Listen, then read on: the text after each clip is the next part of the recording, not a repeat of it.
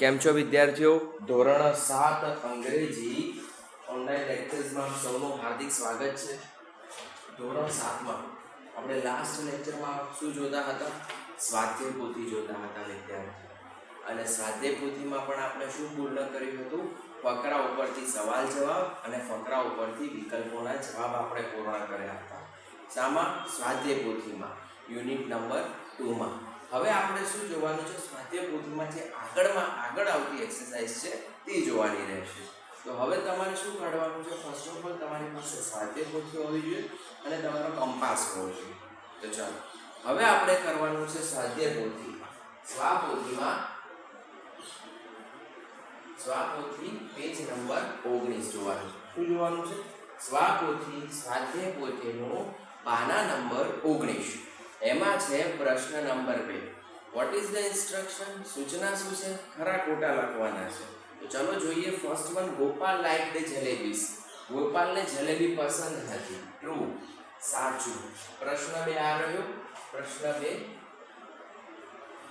Second one, Gopal saw bees. Bees એટલે કે શું? મધમાખીઓ. ગોપાલે મધમાખીઓને જોઈ. Buzzing over the jalebis. જલેબીની ઉપર ગણગણતી. તો ગોપાલે મધમાખીઓને જોઈ હતી કે જલેબી ઉપર ગણગણતી? ના. કોને જોઈ હતી? ફ્લાઇઝ, માખીઓને. So our answer is false. Third one, Gopal killed 7 at a blow. ગોપાલે એક ઘામાં 7ને મારી નાખી. તો it is a true answer. There were 3 cruel giants in the kingdom. Kingdom એટલે કે રાજ્યમાં, સામ્રાજ્યમાં 3 ઘાતક રાક્ષસો ક્રુઅલ જાયન્ટ્સ હતા. સો our answer is false. Right answer શું આવશે? એનો 2 cruel giants. Gopal saw the giants in the mountain. In the mountain એટલે કે પર્વતોમાં. ગોપાલે પર્વતોમાં saw the giants રાક્ષસોને જોયા. સો our answer is false. ગોપાલે ક્યાં જોયા હતા રાક્ષસોને? In the forest under the tree. જંગલમાં વૃક્ષ નીચે જોયા હતા. Gopal threw stones at the giants. ગોપાલે રાક્ષસો તરફ થ્રુ સ્ટોન્સ પથ્થરો ફેંક્યા. So answer is true. આપણા ખરા ખોટા અહીંયા પૂર્ણ થાય છે. હવે છે પ્રશ્ન નંબર 3. શું છે સૂચના? હુ સેઝ ધીઝ વર્ડ્સ. શબ્દો કોણ બોલે છે એ તમારે લખવાનું છે. વ્યક્તિનું નામ લખવાનું. ચલો ફર્સ્ટ વન, ગો અવે ડર્ટી ફ્લાઇઝ. ગો અવે એટલે કે ભાગી જાઓ. ડર્ટી ફ્લાઇઝ એટલે કે ગંદી માખીઓ. તો કોણ બોલે છે? ગોપાલ બોલે છે. So our answer is Gopal. ફર્સ્ટમાં આન્સર ગોપાલ. ચલો second one, did you really kill 7 at a blow. શું તે ખરેખર એક ઘામાં 7ને મારી? So our answer is king. રાજા વાક્ય બોલે છે. આન્સર આવશે કિંગ. થર્ડ વન શું છે? I can't fight with them. હું તેઓ જોડે કાન્ટ લડી શકતો નથી. કાન્ટ ફાઇટ એટલે કે લડી શકતો નથી. તો કોણ બોલે? Gopal. Fourth one, did you throw stones at me. શું તે મારી તરફ પથ્થરો ફેંક્યા? તો આવું કોણ ઉચ્ચારણ કરે છે? કોણ બોલે છે? જાયન્ટ. શું લખવામાં? જાયન્ટ એટલે કે રાક્ષસ. એક રાક્ષસ બીજા રાક્ષસને કહે છે giant. And the fifth one માં શું આવશે? You are a brave boy. તું બહાદુર છોકરો છે. બ્રેવ એટલે કે બહાદુર. કોણ બોલે છે? કિંગ. રાજા બોલે છે. Okay, so our answer is the king. The king પણ લખી શકો છો. ફક્ત કિંગ લખવું હોય તો પણ તમારે ચાલશે. નો પ્રોબ્લેમ. The king. અહીંયા પણ તમે ધ કિંગ અથવા તો કિંગ રાખશો તો પણ ચાલશે. કિંગ લખીએ. ચાલો પ્રશ્ન 4. પ્રશ્ન 4 માં શું આપેલું છે? તમને એક ચિત્ર આપ્યું છે અને ચિત્ર પરથી તમારે પ્રશ્નના જવાબ એટલે કે તમારે પેજ પલટશો ત્યારે સ્વાધ્યાય પોથીના પાના નંબર 20 ઉપર તમને શું આપ્યું હશે? વિકલ્પો અને ખરા ખોટા છે. તો ચિત્ર તમે જોઈ શકો છો કે સારું છે વિદ્યાર્થીઓ? ગાર્ડનનું છે. ગાર્ડન એટલે કે બગીચો. આ ચિત્રમાં તમને અલગ અલગ રાઇડ્સ જોવા મળે છે, જેવી કે સ્લાઇડ. સ્લાઇડ એટલે કે લપસણ. Okay, swings. સ્વિંગ્સ એટલે કે હિંચકાઓ જોવા મળે છે. પછી શીશો જોવા મળે. શીશો એટલે કે શું? બે વ્યક્તિઓ બેઠા હોય, એક બેન્ચ જેવું હોય, એક વ્યક્તિ નીચે જાય તો બીજો વ્યક્તિ ઉપર જાય, એને ઇંગ્લિશમાં શીશો કહેવામાં આવે. એની સાથે સાથે તમને ઘણા બધા વૃક્ષો, lots of tree you can see in the garden. Okay. પછી ફાઉન્ટેન. ફાઉન્ટેન એટલે ફુવારો પણ તમે જોઈ શકો છો. સાથે સાથે બેન્ચ પણ જોઈ શકો છો. શું જોઈ શકો છો? બેન્ચ. બેન્ચ એટલે કે શું? પાકડો તમે જોઈ શકો છો. અને ઘણા બધા છોકરાઓ પ્લે ગેમ્સ, રમતો રમતા તમે જોઈ શકો છો ચિત્રની અંદર. તો ચાલો ટર્ન ધી પેજ, પાનું પલટી અને પ્રશ્નોના જવાબ સોલ્વ કરીએ. First one is what? This is the picture of. શાનું ચિત્ર છે? So our answer is garden. Second one, there is a giant wheel in the garden. Giant wheel એટલે કે શું? ચકડોળ. ચકડોળ તમને શામાં જોવા મળે? ફેર. ફેર એટલે કે મેળામાં, નહીં કે ગાર્ડનમાં જોવા મળે. So our answer is false.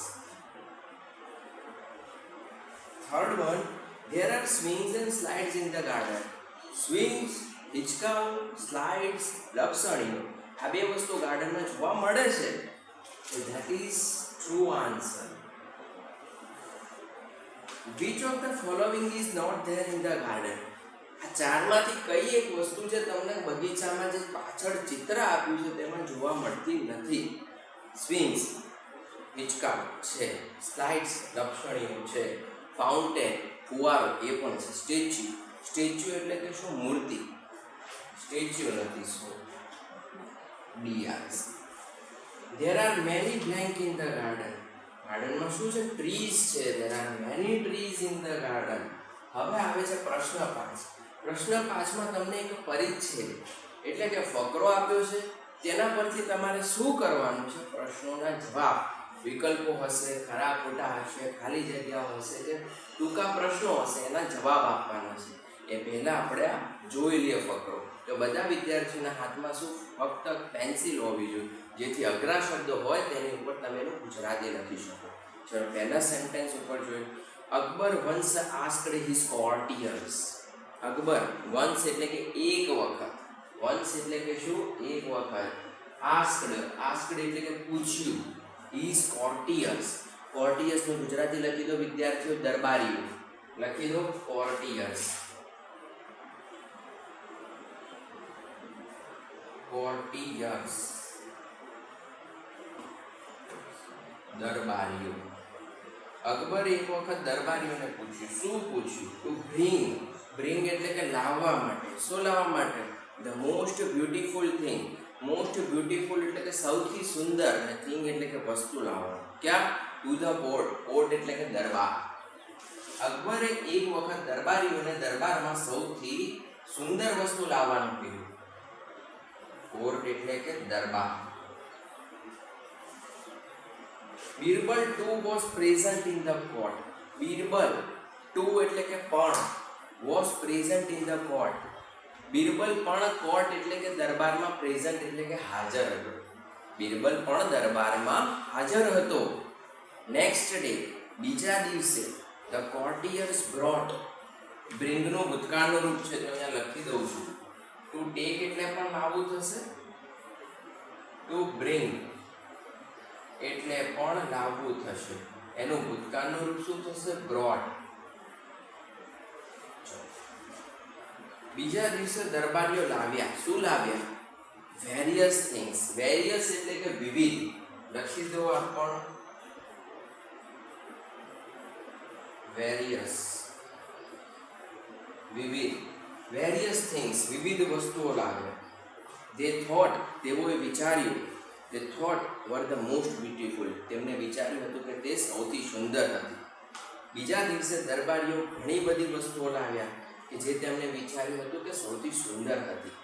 તે બ્રોટ, તેઓ લાવ્યા પ્રેસિયસ સ્ટોન્સ. જો અહીંયા તમને ત્રીજી લીટીમાં છેલ્લે આપેલું છે પ્રેસિયસ. પ્રેસિયસ એટલે કે શું? કિંમતી. સ્ટોન્સ, સ્ટોન્સ એટલે કે પથ્થર. તેઓ કિંમતી પથ્થરો લાવ્યા. Rare flowers. રેર એટલે કે શું? ખાસ.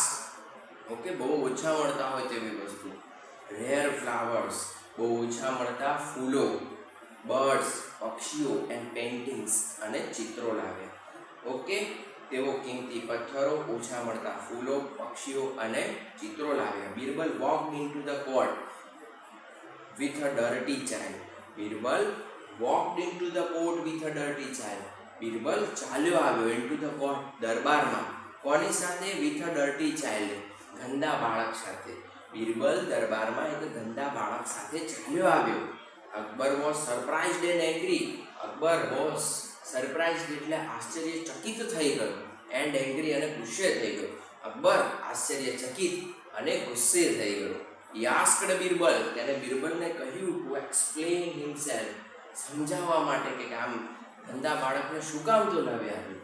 He asked Birbal to explain himself, to explain. તો અહીંયા શું આપ્યું છે? to explain. explain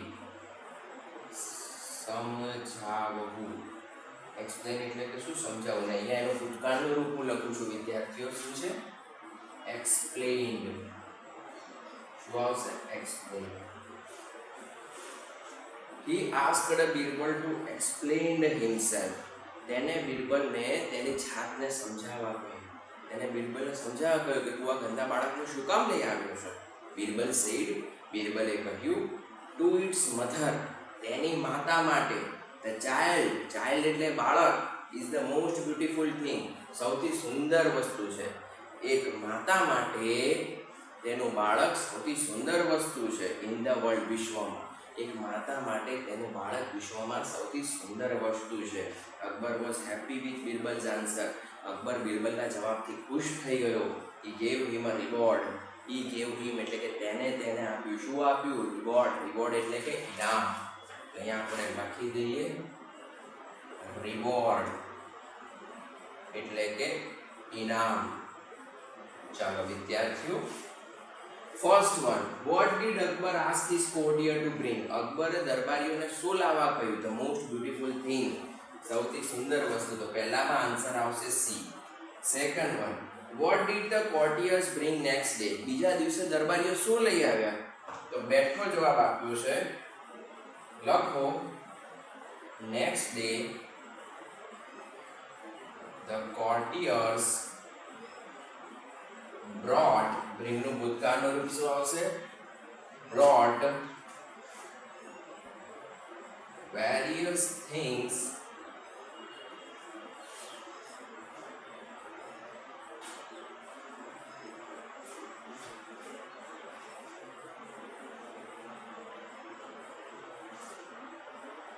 like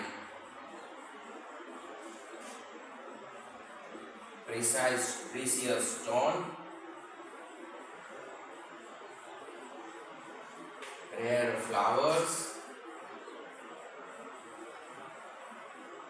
birds and paintings. Next day the courtiers brought various things like precious stone, rare flowers, birds and paintings. Third one, what did Birbal bring? Birbal શું લાવ્યો હતો? dirty child, ગંદા બાળકને લાવ્યો. Fourth one, what is the most beautiful thing for mother? માતા માટે તે સૌથી સુંદર વસ્તુ શું કોણ હોય છે? તેનું બાળક હોય છે. A child is the most beautiful thing for a mother.